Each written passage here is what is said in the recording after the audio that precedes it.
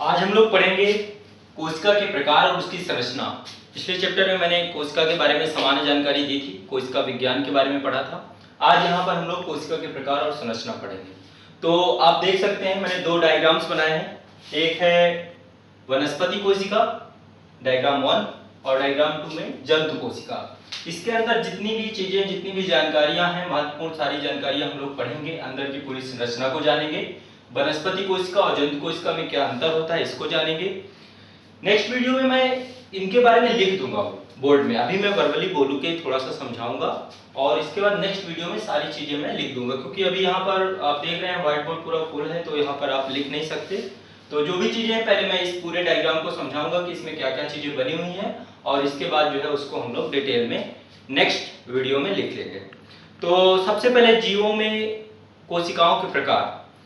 देखिए, जीवों में दो प्रकार की कोशिकाएं पाई जाती हैं। सबसे पहले है प्रोकैरियोटिक कोशिका, दूसरी है यूकैरियोटिक कोशिका। प्रोकैरियोटिक कोशिका और यूकैरियोटिक कोशिका, इसको लिखते जाइएगा जो चीजें बताऊं। या फिर आप एक काम करें, एक पेज में बीच में बीच से उसको डिवाइड कर लीजिए। एक तरफ लिखिए प्रोकैरियोटिक कोशिका, दूसरी तरफ यूकैरियोटिक कोशिका। उसके जो सामान्य लक्षण मैं बताता जाऊं वो आप लिखते जाइए। प्रोकैरियोटिक कोशिकाएं अल्प विकसित कोशिकाएं होती हैं। जैसे कि आप देख सकते हैं, यहाँ पे मैंने एक छोटा सा डायग्राम बनाया है प्रोकैरियोटिक कोशिका का।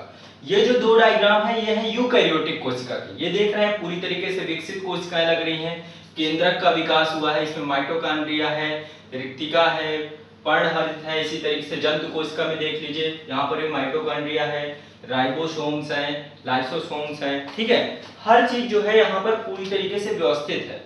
लेकिन जो प्रोकैरियोटिक कोशिकाएं होती हैं उसमें केंद्रक कला, सुविकसित कोशिकांगों का अभाव होता है। केंद्रक कला और सुविकसित कोशिकांगों का अभाव होता है। वहीं यूकैरियोटिक कोशिका में केंद्रक कला, केंद्रक पूर्ण विकसित कोशिकांग होते हैं। आप देख सकते हैं केंद्रक है, केंद्रक कला है, ठीक है, और सारे जितने भी पूर्ण विकसित कोशिकांग इसमें पाए गए हैं। दूसरा है जो प्रोकैरियोटिक कोशिकाएं होती हैं उनमें 70S प्रकार के राइबोसोम पाए जाते हैं। राइबोसोम दो प्रकार के होते हैं, 70S और 80S। आगे हम लोग पढ़ेंगे 70S 80S। तो इसमें 70S प्रकार के राइबोसोम पाए जाते हैं। और जो यूकैरियोटिक कोशिकाएं होती हैं, यूकैरियोटिक कोशिका, इनमें 80S प्रकार के राइबोसोम्स पाए जाते हैं। नेक्स्ट, प्रोकैरियोटिक कोशिकाओं में केंद्रक पदार्थ स्वतंत्र रूप से कोशिका द्रव्य में बिखरे होते हैं। आप ये देख सकते हैं, मैंने यहाँ पर प्रोकैरियोटिक कोशिका का डायग्राम बनाया है। इसमें एक जो कोशिका पदार्थ है, ठीक है, साइटोप्लाज्म में जितने भी केंद्रक पदार्थ हैं यत्र तत्र बिखरे हुए, सुव्यवस्थित रूप से नहीं है।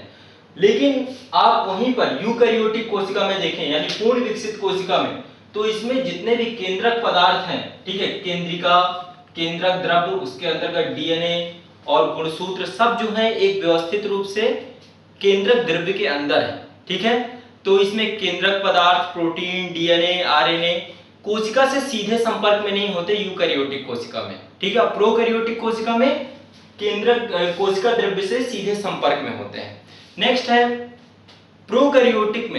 प्रोकैरियोटिक कोशिकाओं के गुणसूत्रों में हिस्टोन प्रोटीन का अभाव होता है। प्रोकैरियोटिक कोशिकाओं के गुणसूत्रों में हिस्टोन प्रोटीन का अभाव होता है। वहीं यूकैरियोटिक कोशिकाओं में के गुणसूत्रों में हिस्टोन प्रोटीन पाई जाती है। ठीक है, अब हिस्टोन प्रोटीन क्या है आगे जो है मैं डिटेल से बाद में समझाऊंगा जब हम लोग गुणसूत्र वगैरह पढ़ेंगे।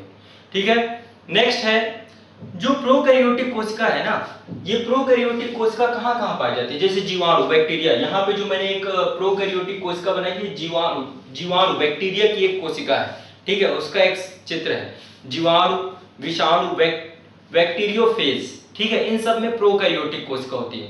प्रोकैरियोटिक प्रिमिटिव कोशिकाएं, आद्य कोशिकाएं। ठीक है, वहीं जो यूकैरियोटिक कोशिका है ये किन किन चीजों में पाई जाती हैं? यूकैरियोटिक कोशिका शैवालों में, ब्लू ग्रीन एल्गी को छोड़ करके, नील हरित शैवालों को छोड़ करके सभी शैवालों में तथा सभी विकसित जंतुओं में यूकैरियोटिक कोशिकाएं पाई जाती हैं। आप देख सकते हैं जंतु कोशिका है, ये वनस्पति कोशिका है, ये जो है यूकैरियोटिक कोशिका है, ये प्रोकैरियोटिक कोशिका है। ठीक है, आप चीजों को समझ पा रहे होंगे। तो जीवों में दो प्रकार की कोशिकाएं होती हैं, प्रोकैरियोटिक कोशिका, यूकैरियोटिक कोशिका। ठीक। अब जो है यहाँ पर आपने ये डायग्राम देखा है, इस डायग्राम के अंतर्गत जो है मैं आपको बताऊंगा कि इनके अंदर क्या क्या चीजें हमें देखनी है। सबसे पहले सेल वॉल कोशिका वृत्ति, ये वनस्पति कोशिका है, ये जंतु कोशिका है। वनस्पति कोशिका के अंतर्गत एक आप बाह्य आवरण देख रहे होंगे, ये बाह्य आवरण जो चारों तरफ से कोशिका को घेरे हुए, इसे बोलते हैं सेल वॉल, कोशिका भित्ति।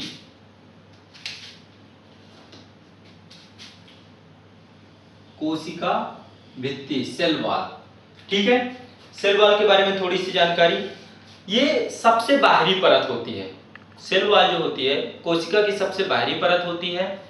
जंतु कोशिका में सेल वॉल का अभाव पाया जाता है, ठीक है। सेल वॉल सिर्फ और सिर्फ वनस्पति कोशिका में पाई जाती है। ये मोटी होती है, मजबूत होती है और छिद्र युक्त होती है, ठीक है, तथा निर्जीव होती है, तथा ये निर्जीव होती है। इसमें 3 परतें पाई जाती हैं। सेल वॉल में 3 परतें पाई जाती हैं, 3 परतें इसमें पाई जाती हैं, प्राथमिक, द्वितीयक और तृतीयक। प्राथमिक परत जो होती है वो सेल्यूलोज से बनी होती है, सेल्यूलोज, ठीक है। प्राथमिक परत सेल्यूलोज से बनी होती है। मैं नेक्स्ट वीडियो में सारी चीजें लिखवा दूंगा, यहाँ पे लिखने की जगह नहीं है। द्वितीयक परत जो होती है ये सेल्यूलोज, लिग्निन, पेक्टिन इनसे बनी होती है, और तृतीयक परत जो होती है वो जाइलम से बनी होती है। प्राथमिक परत सेल्यूलोज की बनी होती है, द्वितीयक परत सेल्यूलोज, लिग्निन, पेक्टिन इनसे बनी होती है, और तृतीयक परत जाइलम से बनी होती है, ठीक है। तो इस तरीके से जो सेल वॉल है सिर्फ वनस्पति कोशिका में पाई जाती है, जंतु कोशिका में इसका अभाव पाया जाता है। नेक्स्ट है प्लाज्मा झिल्ली या जीव कला, ठीक है। इसके बाद जो है आप देख रहे होंगे ये है प्लाज्मा झिल्ली, जंतु कोशिका का सबसे बाहर आवरण प्लाज्मा झिल्ली, ठीक है, प्लाज्मा मेम्ब्रेन, ठीक है। तो जो प्लाज्मा झिल्ली होती है ये कोशिका द्रव्य का बाहरी सीमा निर्धारित करती है। कोशिका द्रव्य, कोशिका के अंतर्गत आप देख रहे होंगे ना, यहाँ पे मैंने डॉट डॉट डॉट करके जहां पर भी बनाया, कोशिका द्रव्य है, ठीक है, साइटोप्लाज्म, साइटोप्लाज्म। तो इसकी बाहरी सीमा का निर्धारण करती है। यहाँ पर भी आप ये दूसरी परत देख पा रहे होंगे, दूसरी परत ये जो है प्लाज्मा मेम्ब्रेन है, प्लाज्मा मेम्ब्रेन है, यानी जीव कला है।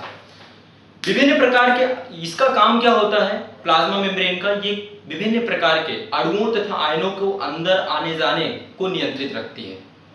कोशिका द्रव्य में विभिन्न प्रकार के अणुओं और आयनों को अंदर आने जाने में नियंत्रित रखती है। प्लाज्मा मेम्ब्रेन वसा और लिपिड से बनी होती है, वसा और लिपिड से इसका निर्माण होता है, ठीक है। इस तरीके से नेक्स्ट है कोशिका द्रव्य, साइटोप्लाज्म या फिर जीव द्रव्य, कोशिका द्रव्य या फिर साइटोप्लाज्म या जीव द्रव्य। इसके बारे में कोशिका के अंदर के संपूर्ण पदार्थ को जीव द्रव्य कहते हैं। कोशिका है, इसके अंतर्गत के संपूर्ण पदार्थ को जीव द्रव्य कहते हैं, ठीक है। ये जीवन का भौतिक आधार है, ये जीवन का भौतिक आधार है क्योंकि जीवों में होने वाली समस्त जैविक क्रियाएं यहीं पर होती हैं, ठीक है। जीवों में होने वाली समस्त जैविक क्रियाएं यहां पर होती हैं, ठीक है। इस प्रकार से नेक्स्ट है रिक्तिका। रिक्तिका सिर्फ और सिर्फ, इसको रब कर देते हैं, यदि मुझे कुछ लिखना हुआ तो यहां पर मैं लिख सकूंगा। रिक्तिका जो है आप देख रहे होंगे ये सिर्फ और सिर्फ वनस्पति कोशिका में पाई जाती है। रिक्तिका सिर्फ और सिर्फ वनस्पति कोशिका में पाई जाती है, जंतु कोशिका में इसका अभाव होता है, ठीक है। इसके अंदर रिक्तिका रस पाया जाता है। रिक्तिका के अंदर आप देख रहे होंगे यहाँ पर मैंने ग्रीन कलर का दिखाने की कोशिश की है, ये जो है ये रिक्तिका रस है, रिक्तिका रस, ठीक है। नेक्स्ट है माइटोकॉन्ड्रिया। माइटोकॉन्ड्रिया जंतु कोशिका और वनस्पति कोशिका दोनों में पाया जाता है। माइटोकॉन्ड्रिया जंतु कोशिका और वनस्पति कोशिका दोनों में पाया जाता है। ये कोशिका का पावर हाउस होता है, ऊर्जा गृह, ठीक है, क्योंकि यहाँ पर सभी खाद्य पदार्थ, कार्बोहाइड्रेट, वसा, ठीक है, प्रोटीन का ऑक्सीकरण होता है। सभी प्रकार के जितने भी जो खाद्य पदार्थ होते हैं, कार्बोहाइड्रेट, वसा और प्रोटीन, उनका यहाँ पर क्या होता है, ऑक्सीकरण होता है। परिणाम स्वरूप यहाँ पर ऊर्जा जो है उत्पन्न होती है एटीपी के रूप में, एडिनोसिन ट्राइफॉस्फेट, उसके रूप में यहाँ पे ऊर्जा उत्पन्न होती है, जिसके कारण से इसे कोशिका का पावर हाउस भी कहा जाता है। इसके बाद यहां पर आप देख रहे होंगे वनस्पति कोशिका में क्लोरोप्लास्ट, हरित लवक, क्लोरोप्लास्ट या हरित लवक। क्लोरोप्लास्ट जो है वो सिर्फ और सिर्फ वनस्पति कोशिका में पाया जाता है। इसका मुख्य कार्य क्या है? इसकी उपस्थिति में प्रकाश संश्लेषण की प्रक्रिया पौधों द्वारा की जाती है। ठीक है, प्रकाश संश्लेषण की प्रक्रिया वो प्रक्रिया है जिसके माध्यम से पौधे अपना भोजन सूर्य की उपस्थिति में स्वयं बनाते हैं। ठीक है, चलिए नेक्स्ट है गोल्जी काय। यहाँ पे आप देख रहे होंगे गोल्जी काय, गोल्जी बॉडी। ये एक मैंने यहाँ पर एक दिखाया, गोल्जी बॉडी वनस्पति कोशिका और जंतु कोशिका दोनों में पाई जाती है। तो गोल्जी बॉडी ये इनको लाइपोकॉन्ड्रिया भी कहते हैं। गोल्जी बॉडी को लाइपोकॉन्ड्रिया भी कहा जाता है। ठीक है, ये विभिन्न पदार्थों मुख्यतः एंजाइम इनका श्रावण करते हैं। ठीक है, श्रावण करते हैं, स्रावित करते हैं। ठीक है, बहुत से हार्मोन्स यहाँ से स्रावित होते हैं। ये बहुत से पदार्थों का श्रवण करते हैं या श्रावित करते हैं। ठीक, आप यहाँ पर देख पा रहे होंगे प्लास्टिड लवक, यहाँ पे मैंने बनाया नहीं है, देख ये है प्लास्टिड या लवक बोलते हैं इन्हें, लवक। प्लास्टिड ये केवल वनस्पति कोशिका में पाए जाते हैं। प्लास्टिड जो हैं ये केवल वनस्पति कोशिका में पाए जाते हैं। नेक्स्ट है अंतःप्रदब्बी जालिका, इंडोप्लाज्मिक रेक्टिकुलम। इंडोप्लाज्मिक रेक्टिकुलम इसका मुख्य कार्य क्या है? ये कोशिका द्रव्य को केंद्रक द्रव्य के बीच से संबंध स्थापित करता है। आप देख रहे हैं यहाँ पर ये जो आप ये आकृति देख पा रहे हैं ना, ये आकृति है इंडोप्लाज्मिक रेक्टिकुलम। इसके अंतर्गत इसका मुख्य कार्य क्या है? जो ये केंद्रक है, ठीक है, केंद्रक, आप ये आकृति जो बीच में देख रहे हैं ये केंद्रक है। इसमें भी आप देख पा रहे होंगे ये भी केंद्रक है। ठीक है, यहाँ पर भी ये अंतःप्रदब्बी जालिकाएं हैं। इनका मुख्य कार्य है कि केंद्रक के अंदर का जो द्रव्य है इसे केंद्रक द्रव्य कहते हैं। केंद्रक द्रव्य को कोशिका द्रव्य से संबंध स्थापित करना, दोनों को आपस में जोड़ना। ठीक है, नेक्स्ट, अंतःप्रदब्बी जालिकाओं से राइबोसोम्स जुड़े होते हैं। ठीक है, राइबोसोम्स इनसे जो है जुड़े होते हैं। नेक्स्ट है राइबोसोम। आप यहाँ पे देख पा रहे होंगे राइबोसोम, ये अंतःप्रदब्बी जालिकाएं हैं, इनके ऊपर आप देख रहे होंगे ऐसे ग्रीन कलर के डॉट डॉट, ये राइबोसोम्स हैं जो इनके में जुड़े रहते हैं। ठीक है, राइबोसोम्स जुड़े होने के कारण अंतःप्रदब्बी जालिकाओं को दो भागों में बांटा जाता है। एक तो सपाट अंतःप्रदब्बी जालिकाएं, दूसरी होती कणकीय, जहां पर जिन पे राइबोसोम्स जुड़े होते हैं उन्हें कणकीय अंतःप्रदब्बी जालिका कहते हैं, और जहां पर राइबोसोम जो है वो नहीं चिपके नहीं होते, उसमें नहीं रहते, तो वो सपाट होती हैं। ठीक है, सपाट अंतःप्रदब्बी जालिकाएं कहते हैं। अब राइबोसोम्स के बारे में थोड़ा सा जान लेते हैं। राइबोसोम्स इसमें भी पाए जाते हैं। आप देख रहे हैं यहाँ पर राइबोसोम्स जो है अंतःप्रदब्बी जालिकाओं के ऊपर जो है इनका इस तरीके से लगे होते हैं। ये जो है राइबोन्यूक्लिक अम्ल से मिलकर बनते हैं। राइबोन्यूक्लिक अम्ल आरएनए, ठीक है, आरएनए एवं प्रोटीन से बने होते हैं। राइबोन्यूक्लिक अम्ल और प्रोटीन से मिलकर बने होते हैं। ये अमीनो अम्ल के साथ अमीनो अम्ल के द्वारा प्रोटीन का संश्लेषण करते हैं। ठीक है, अमीनो अम्ल के द्वारा प्रोटीन का संश्लेषण इनका मुख्य कार्य होता है। सभी चीजें मैं जो है नेक्स्ट जब हम लोग लेक्चर करेंगे तो उसमें बड़ी डिटेल से सारी चीजों को मैं लिख दूंगा। इसके अतिरिक्त आप देख पा रहे होंगे मध्य में एक केंद्रक है। ठीक है, मध्य में केंद्रक है। केंद्रक के अंदर आप देख रहे होंगे यहाँ पे मैंने ब्लैक कलर से डॉट डॉट जो दिखाया, ये केंद्रक द्रव्य है, ये केंद्रक द्रव्य है। और बिल्कुल मध्य में केंद्रिका है। बिल्कुल मध्य में आप ये देख रहे हैं ग्रीन कलर से जो आकृति है केंद्रिका है। इसमें भी देख सकते हैं यहाँ पर भी केंद्रिका है, और ऊपर बाहर तरफ से केंद्रक द्रव्य ने इसको चारों तरफ से घेर रखा है। तो केंद्रिका के अंतर्गत आनुवांशिक पदार्थ पाए जाते हैं।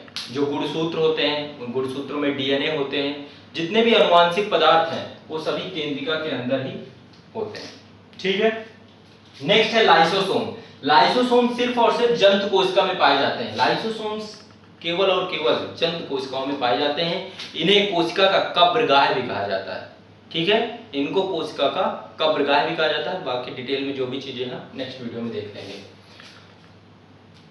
इस तरीके से कोशिका के जो महत्वपूर्ण जितने भी अंदर संरचना होती है उन सब के बारे में मैंने यहाँ पर आपको बताया। ठीक है, सेल वॉल के बारे में हमने जाना, कोशिका द्रव्य के बारे में जाना, साइटोप्लाज्म, गोल्जी बॉडी, माइटोकॉन्ड्रिया, केंद्रक, हरित लवक, राइबोसोम्स, रिक्तिका, ठीक है, लाइसोसोम्स, इन सभी चीजों के बारे में मैंने आपसे एक बार जो है एक खाका है, ये है कि मैं इसको अब रब कर दूंगा। नेक्स्ट उसमें पूरा बोर्ड में हर एक चीज, क्योंकि सबसे कुछ ना कुछ प्रश्न पूछता है, ठीक है। लाइसोसोम्स में प्रश्न आए हैं, उनके बारे में जो विशेषताएं हैं उनकी, या खोज किसने की, वो सारी चीजें यहाँ पर हम लोग पढ़ेंगे। यहाँ पर मैं जो बायो का पोर्शन कवर कर रहा हूँ सिर्फ और सिर्फ समान अध्ययन के दृष्टिकोण से, जो यूपी पीसीएस या फिर सिविल सर्विसेज एग्जाम में आएंगे प्रश्न, उनको लेकर के कवर कर रहा हूँ, ठीक है। किसी भी तरीके से यदि कोई मेडिकल का छात्र हो वो सोचे कि यदि इन लेक्चर से उसका भला हो जाएगा, तो ऐसा नहीं है। सिर्फ और सिर्फ सिविल सर्विसेज की तैयारी के लेकर मैं अतिरिक्त चीजें नहीं पढ़ाऊंगा आपको किसी भी तरीके से, और न मेरी खुद की फितरत है कि मैं अतिरिक्त चीजें पढ़ूं। आपको जा करके वहां पे एग्जामिनेशन हॉल पे चीजों को क्लियर करना है, ठीक है। आप पहुंचे, जाने के बाद प्रश्न पूछ रहा है, उसका आंसर देना है, उतना कार्य मैं यहाँ पर करवाऊंगा। अतिरिक्त जानकारी आपको यदि चाहिए हो तो बहुत सारी बुक्स हैं, वहां पर जाकर के ले सकते हैं। मेरा कार्य है कि यहाँ पर एक एक जितने भी फैक्ट अभी तक पूछे जा रहे हैं, जहां जहां से प्रश्न आ सकते हैं, वो बायो के मैं आपके कवर कराऊं। बहुत बहुत शुक्रिया।